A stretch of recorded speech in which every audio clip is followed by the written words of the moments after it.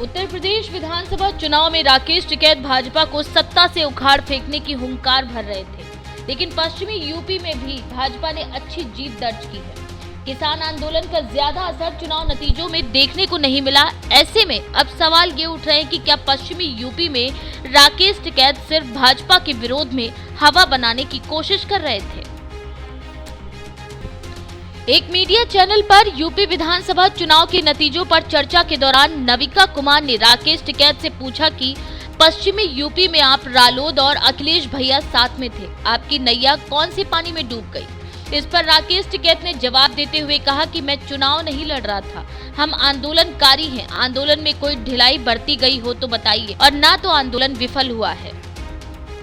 वहीं राकेश टिकैत ने कहा कि अगर चुनाव के नतीजों पर ही आंदोलन को देखना है तो पंजाब देख लो।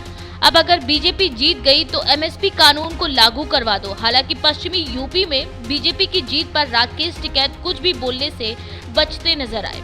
इस पर राकेश टिकैत ने कहा कि फसलों के रेट ठीक मिल गए क्या, एमएसपी पर कानून बन गया क्या, देश में अपनी बात रखने का हक नहीं है क्या। इस पर राहुल ने कहा कि आपने पश्चिमी यूपी में कैंपेन किया था लेकिन कोई असर नहीं हुआ।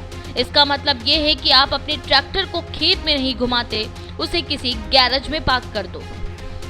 बता दें कि राकेश टिकैत गाजीपुर बॉर्डर पर किसान आंदोलन का नेतृत्व कर रहे थे। यूपी विधानसभा चुनाव के दौरान राकेश टिकैत भाजपा को हराने के लिए मुखर होकर बोल रहे थे। कई जगहों पर किसान महापंचायत आयोजित कर राकेश टिकैत ने भाजपा को हराने की अपील भी की थी, लेकिन इसका कोई खास असर मतदाताओं पर नहीं पड़ा और भाजपा एक बार फिर से जीत दर्ज करने में कामयाब हो गई।